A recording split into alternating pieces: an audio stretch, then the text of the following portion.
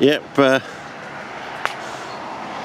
tips and tricks from the bucketeer. Just going to set up a couple of buckets out here, I think.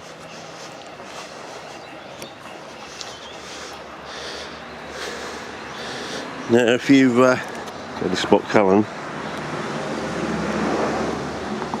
if you've got a hole in the bucket like that and you want to occlude it, you know, turn it back into a normal bucket, dear Liza, take some blue tack here and take out, yeah, I'm doing one-handedly because I've got a tripod though, so, and see if we can set it up. Oh, a little bit of length here with the old tripod. Set it up here. I'm in some soft sand. In a bit of soft sand, so yeah. And we just point it down there. We're going to go up a little bit higher.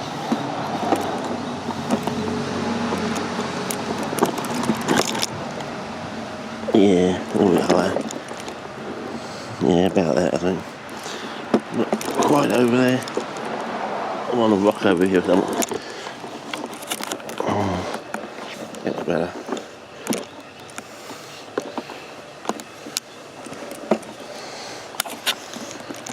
Yeah, that's better.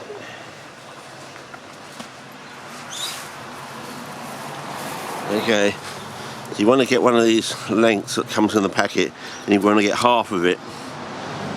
And you want to do the inside of the bucket first, if possible. Now the bucket must be completely dry. No moisture whatsoever, or this won't work.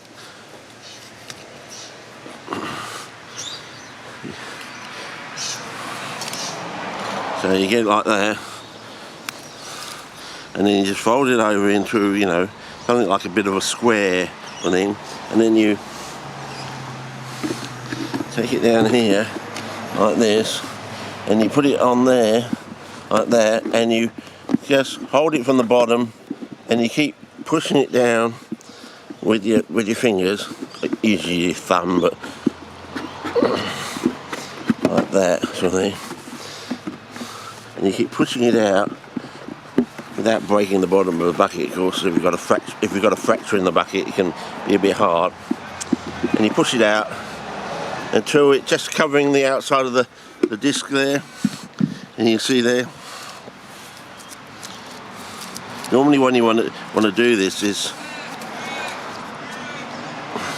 put it over like this, and you usually want to start it off with a bit that goes into the plug. I didn't show that the first time. Forgot to show that. So you want to put it in and then put it over like that, if you get my drift.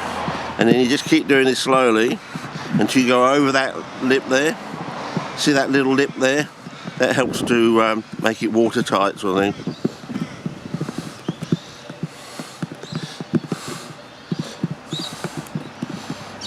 Like that. And basically you do the same for the one that's on the inside. You push it out so it doesn't take too long.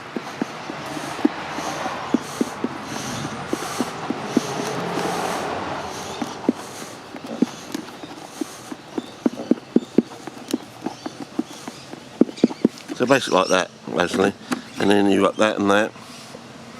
And if you're worried about the hole in there, putting pressure down there, you can just fill that up with some sand, and that'll be enough. And you know, tamp it down a bit.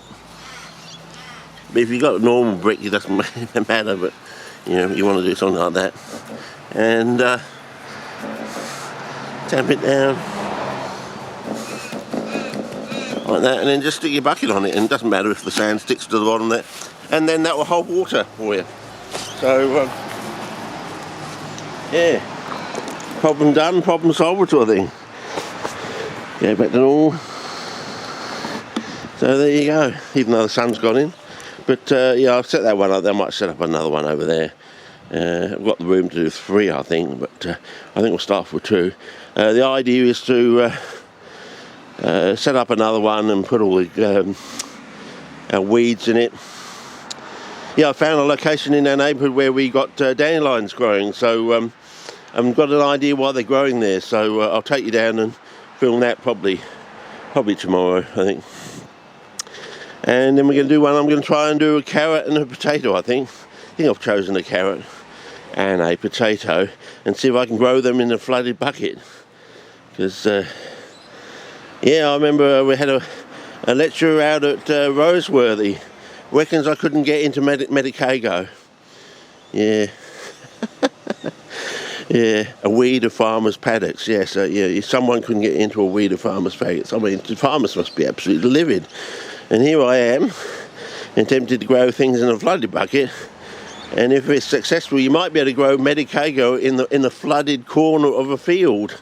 Won't that be economically advantageous? Yeah, what was this bloke thinking? Apparently he's a bit like that. I've heard from some of his ex-students or something that he was like that. He used to demand the impossible almost. And now I'm probably going to be able to do something that he wish he could have done years ago, probably. Yeah, if we hadn't been too busy putting other people down and making over-exaggerous, or what do you call that, characterizations. I don't think you could get into Medicago, and of course then a few years later I actually started growing Medicago because they're in the suite of weeds I've noticed growing with carnivorous plants, so there you go.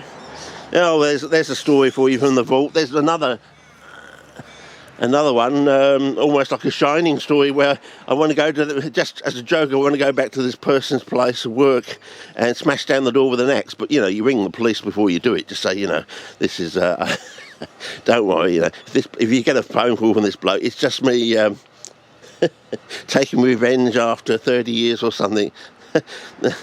What did this bloke do to you? He reckoned I didn't know my own language. What, a foreigner telling you that they didn't think you knew your own language? Oh, go ahead, sir, go ahead, smash that. We'll come and help you smash the door down. Yeah, a foreigner. So I turn up for this interview, and this bloke pulls my letter out of the filing cabinet and accuses me of not knowing my own language. Has that ever happened to you, ever? I mean, these stories are... they must be unique to me. How many of these unique stories do I have in the vault? I mean...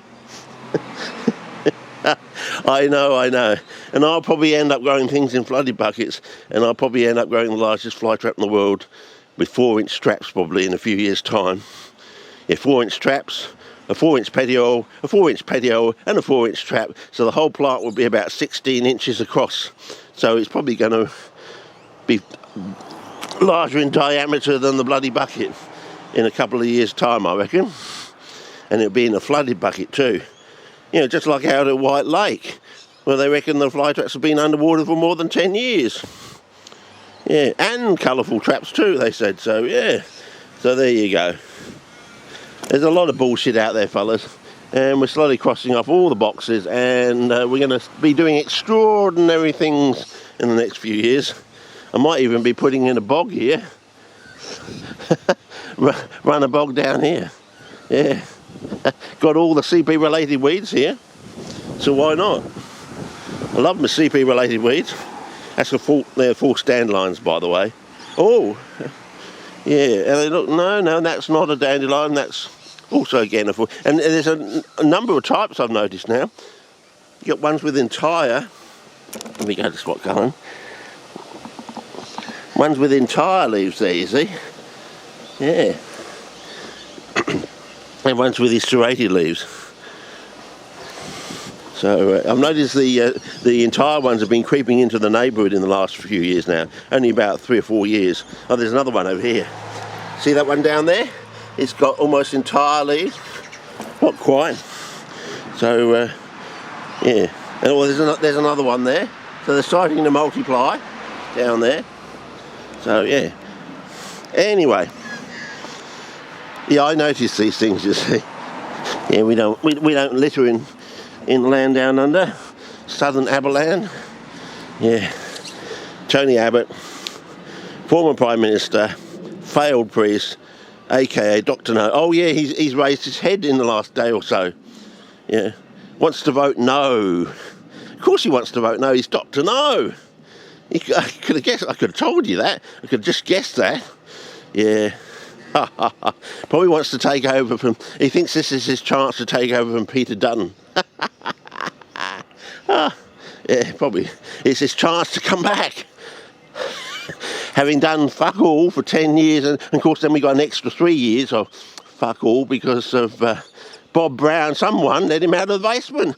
And he went up to bloody Queensland and shut his mouth off. So we had to endure another 3 fucking years of fuck all. Yeah. Yeah, some next. Oh, now he's got some bloody documentary out. Oh, God, yes. Who the fuck made that documentary? He should have kept the masking tape over his bloody big mouth. He doesn't deserve that documentary.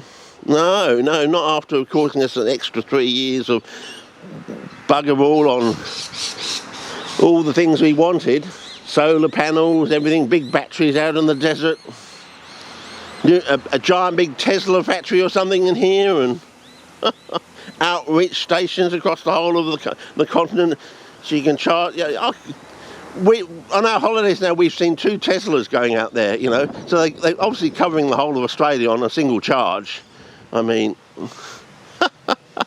yeah, we're already there, and the politicians are still trying to say, oh, it's not possible, you can't do it, and I'm saying, we're out on the road, we're seeing these cars. They're actually covering the distances you need to cover in this country. You know, because that's what they call it, the tyranny of distance in this country.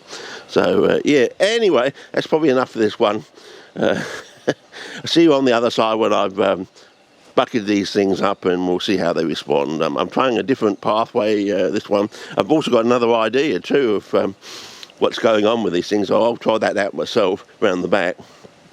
Yeah, I'm not doing that out the front in case someone pinches it or something, you know, or even gives it a bit of a tickle. But, yeah, yeah, I can afford people to lose them out here sort of thing, but not the experimental ones out the back, yeah. Anyway, we'll see what we go. It's one straight bucket with just CB-related weeds, and the other one probably, I want to see if a tuber will rot off or not. If we can actually grow a potato and a carrot or something without them rotting off in a flooded bucket sort of thing, and see if they'll grow all right. Anyway, we'll give it a go. Okay, over and out. See ya.